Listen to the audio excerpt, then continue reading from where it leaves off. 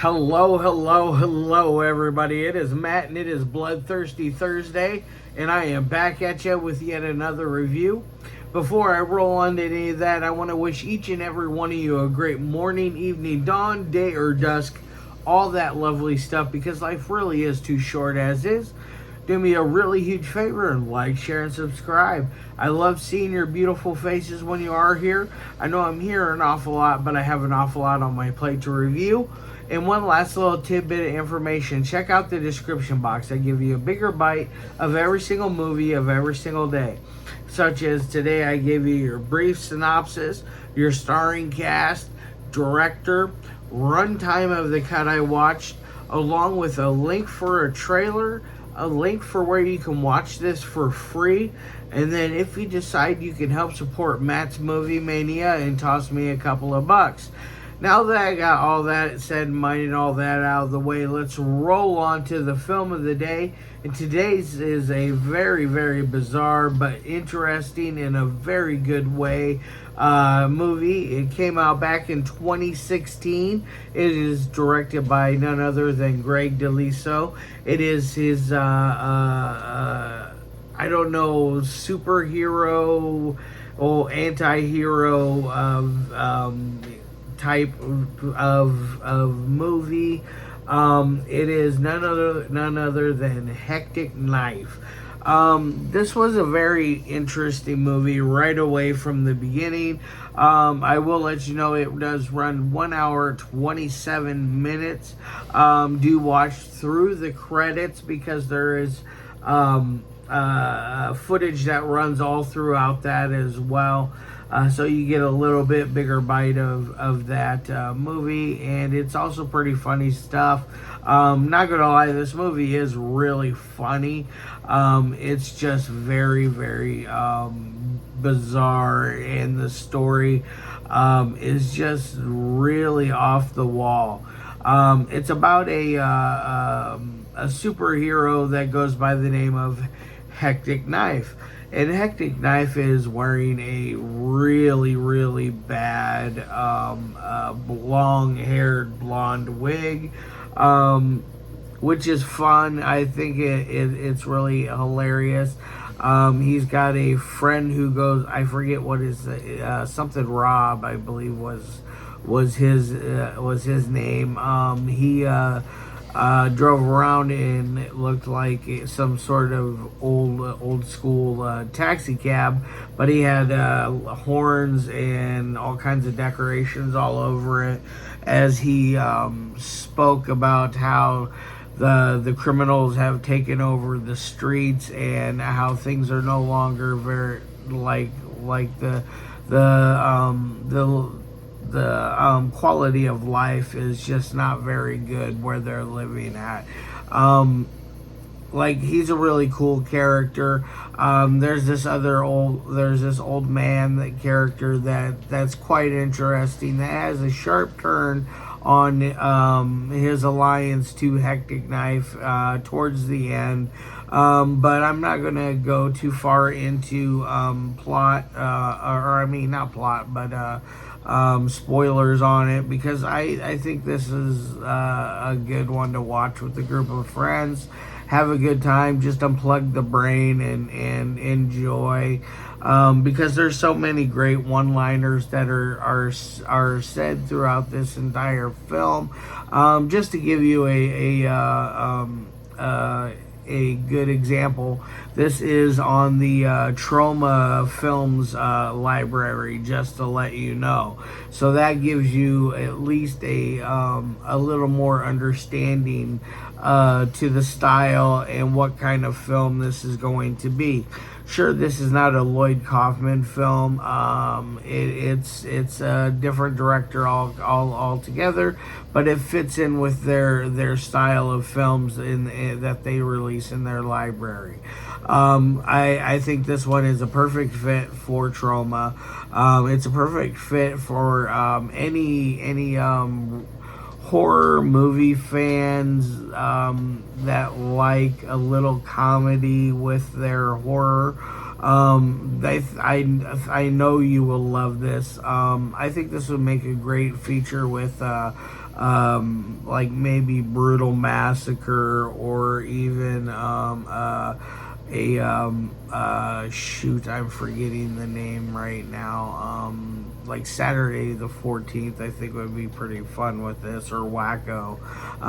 Just those really silly, like, movies that like that, or you could just double feature it with another great DeLiso film with Psycho Ape, which is a ton of fun in its own.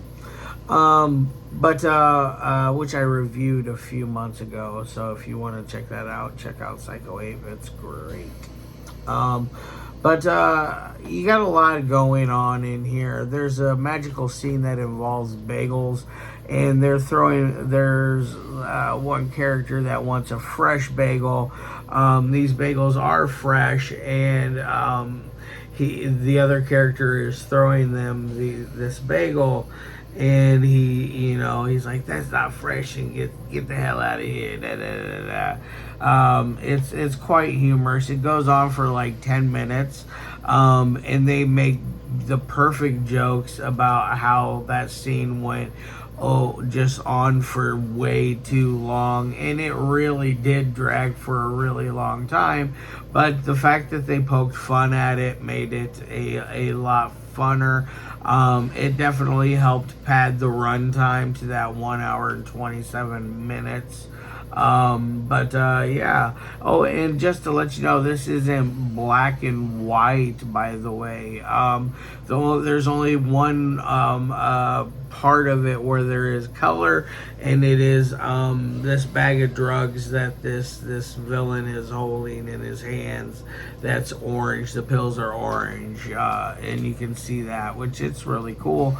But other than that, this is 100% black and white. Well, I would say 99% black and white. I don't want to give away anything else with the story itself, other than I think that you guys would like this. There's a great twist to the end. The final showdown between the hectic knife and the doctor is just absolutely top notch. I really liked it. Now on to the three things that I love my movies. To me, first is the audio. The audio is very good. It's above expertise in some trauma films, because some trauma films do suffer from audio or dialogue or editing or other things of that nature. But this one, I think it does a great job starting with the audio. There's no outside interferences. There's no corny having to go back and redub the dialogue. It really works really good. They had a grade A audio team going on with this one, so I'm going to give it an A+ on that end. As far as the dialogue goes, it's super corny. It's definitely 100% for adults. But if I was a teenager, I would love to watch this just because of how absurd this is. I think this would be something that would really make a teenage Matt happy. It's that good in my opinion. I think anybody could really enjoy this movie if you have a darker sense of humor. That's the kind of, you get a really dark sense of humor with the dialogue. It's definitely far from politically correct, and I loved that because I think movies are a little too politically correct nowadays. But that's not my thing. I'm not talking about that. But anyways, I'm going to give this an A on the dialogue. I think it works good enough. I think it is above average, and really shows some excellent writing on behalf of Greg DeLiso with this one. And then the third and final thing, which is the editing. The editing is very smooth in this. I never really noticed anything that didn't makes sense chronologically. As far as editing wise, it cuts together very smooth on that end. Granted, it jumps around a lot with some weird scenes, but the pacing of it works in its favor, to where it doesn't hurt or hinder the movie at all when it jumps around, especially to the India scenes. Those are quite interesting. But editing, I think it also ran at a good time.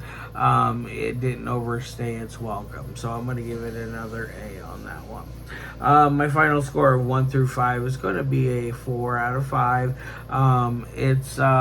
It's got potential to be a lot more. I think the makings are definitely there for that sequel. I think it'll be fun. Get a little more budget behind it.